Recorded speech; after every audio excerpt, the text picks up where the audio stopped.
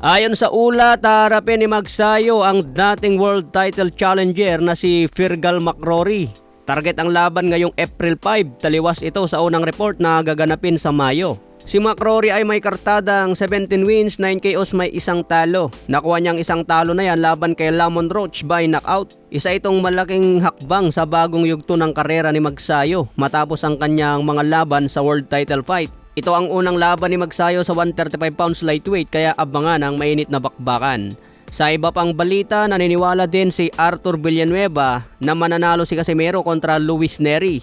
Si Arthur Villanueva ay dating nakalaban ni Luis Nery noong 2017. Panalo si Luis Nery noon by knockout sa round 6. Ayon kay Villanueva, hindi ganon katibay si Luis Nery, habang si Casimero naman ay kilala sa malakas na suntok at knockout power. Pero binigyan din niya na mahalaga ang kondisyon ni Casimero sa laban na ito.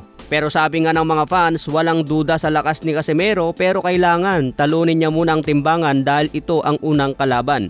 Ayon din sa maraming fans, marami ang duda kay Casimero dahil hindi daw niya nagawang pabagsakin si Kyonosuke Kameda at natalo pa siya dito. Samantala si Luis Nery, binugbog lang niya si Kyonosuke Kameda at natapos pa sa knockout sa round 7.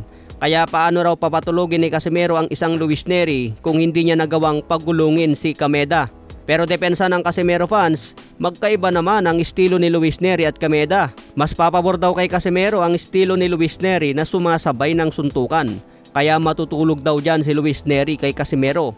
Sa ngayon wala pang odds sa laban na ito, kaya sino kaya sa dalawa ang dehado? Sa iba pang balita, ayon kay Rolando Romero, hindi pa umano napirmahan ang laban nila ni Devin Haney at tinawag pa niya ang kampo ni Haney na mapanlin lang na tao.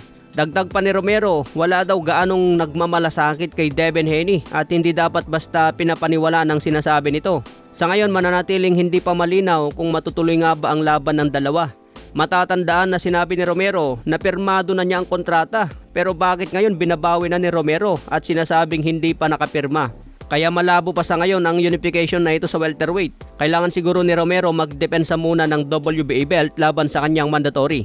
Sa iba pang balita, kasado na rin ang laban ni Dimitri Bivol at Michael Elfert matapos magkasundo ang dalawa. Ayon kay Dan Rafael, nakatakdang ganapin ang laban na ito sa May 23 sa Egypt kung saan idedepensa ni Bivol ang kanyang IBF light heavyweight belt laban sa mandatory challenger na si Michael Elfert.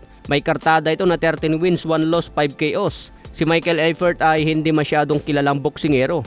Pero siya ngayon ang mandatory challenger matapos manalo sa final IBF Eliminator. Ang laban ay inaasahan din na magiging bahagi ng isang malaking boxing event na gaganapin sa Pyramid of Giza, kung saan co-main event ito sa laban ni Alexander Usyk versus kickboxing champion na si Rico Verhoeven. Kaya dalawang malaking pangalan ang abangan natin ngayong May 23. Sabay makita si Dimitri Bivol at Alexander Usyk. Okay mga boss, hanggang sa muli nating updates.